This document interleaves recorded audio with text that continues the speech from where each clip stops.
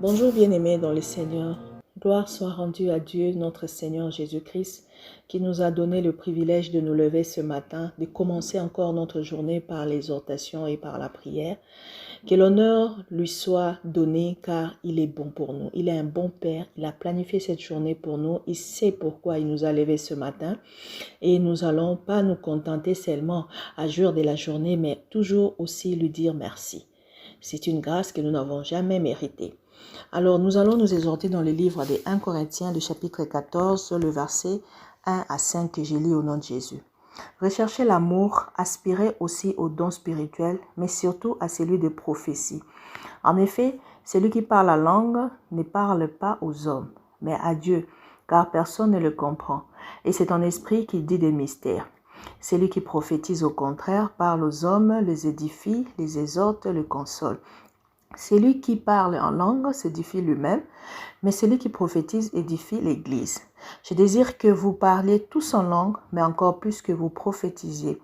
Celui qui prophétise est plus grand que celui qui parle en langue, à moins que ces derniers n'interprètent pour que l'Église en reçoive l'édification. Bien-aimés, aujourd'hui nous allons continuer notre exhortation sur aspirer aux dons les meilleurs. Bien-aimés, nous allons maintenant examiner 3 autres dons que nous pouvons demander aussi à Dieu parce que ce sont des dons qui édifient beaucoup plus nos assemblées. C'est les dons de prophétie, des paroles de connaissance et des paroles de sagesse. Bien-aimés, ici l'apôtre Paul nous demande d'aspirer aussi aux dons de la prophétie. Pourquoi? Parce que celui qui prophétise édifie l'Église, il exhorte et le console. Mais regardons le don de parler à langue que nous aimons beaucoup dans nos églises. Il y a des églises, quand les gens commencent à parler à langue, ça peut prendre 4 heures, mais personne ne comprend ce qui s'est passé. S'il y a quelqu'un nouveau converti, il va quitter. Moi, la première église que j'ai fui, c'était parce que les gens, quand ils commencent à prophétiser, on peut prendre même 5 heures. Et je suis partie de là sans retourner parce que je pensais que je devenais fou. Et c'est vrai que vous vous faites passer comme de fous parce que quand vous parlez à langue, c'est une langue intelligible, c'est une langue qui garde ton esprit stérile, donc toi-même tu peux ou ne pas comprendre, parce que ce sont des mystères que tu pries à Dieu, donc c'est comme si l'Esprit Saint prie par rapport à tes problèmes à Dieu, donc ça ne concerne personne et ça n'édifiera personne. Mais au moins, si tu parles la langue et que tu parles la langue dans l'église, demande à ce que tu aies le discernement, peut-être que tu peux. Le Saint-Esprit en toi peut prier pour une sœur et tu peux avoir cette révélation et tu lui dis. Moi, souvent, il m'est arrivé quand je prie avec les gens et que je parle la langue, j'entends la voix du Saint-Esprit prier en moi, peut-être pour une sœur quelconque ou un frère quelconque. Et après, j'ai dit, tu sais, quand on priait, Dieu m'a dit ça pour toi. Parce que j'ai demandé l'interprétation des langues lorsque j'ai compris l'importance.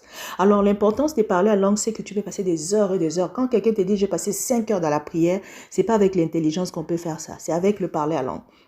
Alors, quand maintenant, tu as la prophétie, tu édifies l'église locale.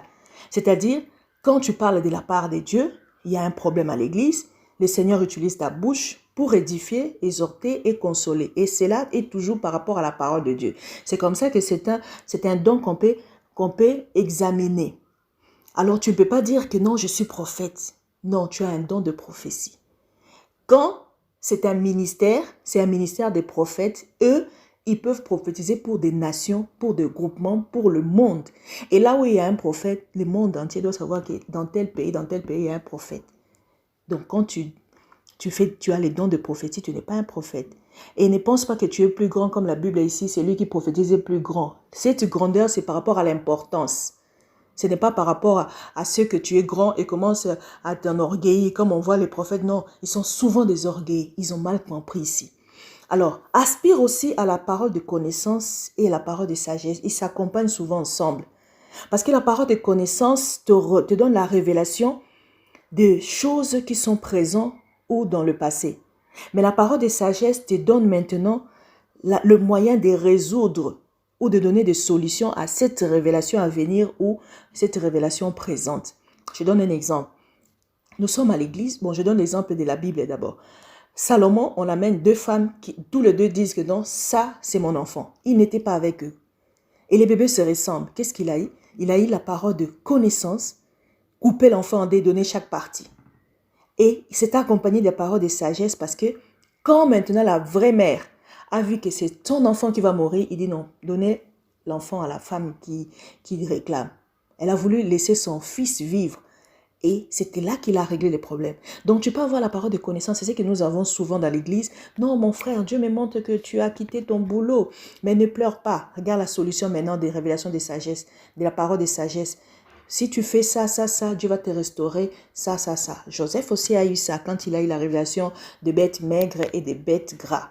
Vous voyez? Et là, tu ne peux pas dire que non, puisque tu as souvent des paroles de connaissance que tu es un prophète. Non, ce n'est pas la prophétie. Alors, aspirons à la prophétie, demandons la parole de connaissance, demandons la parole de sagesse et ce serait bien parce que tout cela va faire en sorte que nous soyons forts.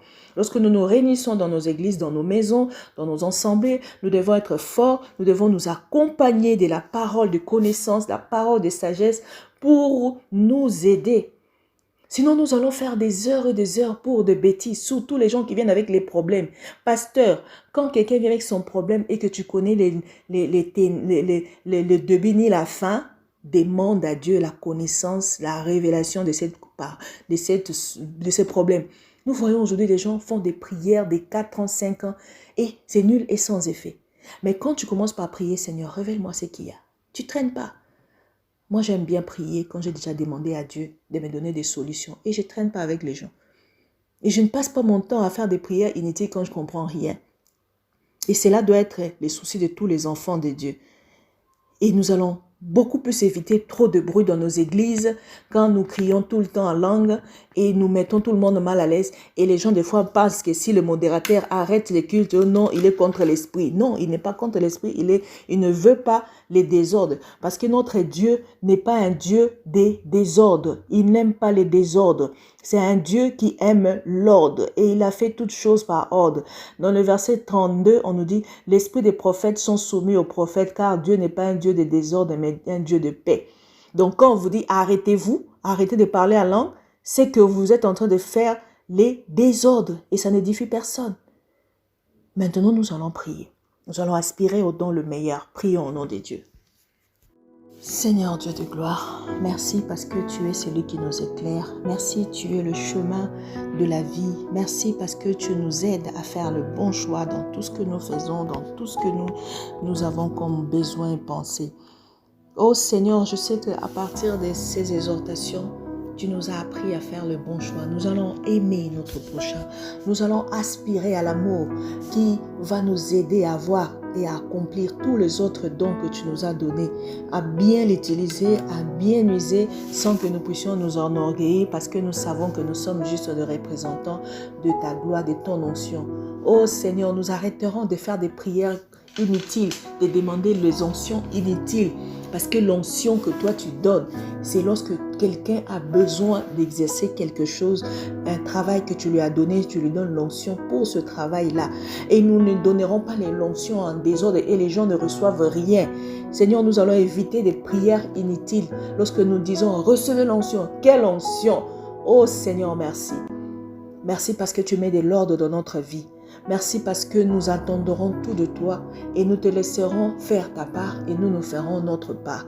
Oh Seigneur, lorsque tu nous demandes d'imposer les mains à quelqu'un pour recevoir telle ou telle onction, nous saurons que c'est pour lui donner telle ou telle chose. Mais nous ne distribuerons pas des choses inutiles pour épater les gens et nous ne ferons pas de prières inutiles en langue pour que le monde nous regarde. Mais nous marcherons en conformité par rapport à ta parole afin que nous puissions édifier un plus grand nombre et que tous nous soyons sauvés. C'est pourquoi tu nous demandes de supporter les faibles afin qu'ensemble nous puissions grandir dans ta présence, dans ta volonté, pour faire ta volonté. Oh Seigneur, merci de nous utiliser comme de simples instruments où tu passes pour parler. Mon frère, ma soeur qui écoute ce moment, laisse que tu puisses toucher son cœur, laisse que tu puisses lui donner le discernement, lorsque tu puisses lui donner la parole de connaissance, l'amour, la parole de sagesse, la prophétie, pour qu'il soit utile dans sa maison, dans son église, dans sa vie, dans sa société. Seigneur, lorsque nous marchons avec la parole de connaissance, nous allons briller comme Daniel et ses compagnons. Parce que Daniel, c'était un homme qui ne faisait rien sans ta pensée. Seigneur, il y a des choses que nous faisons inutilement dans le monde, juste parce que nous voulons utiliser notre connaissance. Mais celui qui connaît le présent et le futur et le passé, nous le laissons à côté. Seigneur, pardonne-nous toutes les fois où nous t'avons mis à côté. Pardonne-nous toutes les fois où nous avons été en dehors de toi. Pardonne-nous où toutes les fois nous avons cru qu'avec ces petites intelligences que nous avons, nous pourrons résoudre de grands problèmes. Ô Seigneur, merci de nous donner la force de nous canaliser dans ta voie, de nous focaliser dans ce que tu veux que nous puissions faire dans notre vie, afin que Seigneur, le reste, tu nous donnes par-dessus quoi. Merci Seigneur de fortifier celui qui travaille. Donne-lui la connaissance dans tous les niveaux de son travail et la sagesse pour améliorer les choses. Donne Seigneur, oh Dieu, à tes enfants la science et la sagesse afin de maximiser des choses pour que nos pays soient sauvés, pour que le Congo soit sauvé, pour que la France soit sauvée, pour que Seigneur, nous ne puissions pas avoir des lois inutiles qui dépravent la société au nom de Jésus. Bénis mon frère, bénis ma soeur qui m'écoute en ces moments. Tous les problèmes de leur vie, laisse que tu puisses donner la solution. Seigneur, sois la solution aux soucis de tes enfants. Ceux qui souffrent maintenant, recevez la guérison. Ceux qui ont de l'inquiétude, recevez la consolation, car le Saint-Esprit est venu pour toi. Car la parole de Dieu ne rentrera pas si toi, tu te donnes pour mission de faire ta part, afin que cette parole accomplisse ce qu'il est venu me faire dans ta vie, c'est-à-dire te donner la vie, c'est-à-dire te donner la vie éternelle, c'est-à-dire te donner ta guérison, c'est-à-dire te donner ce que ton cœur désire.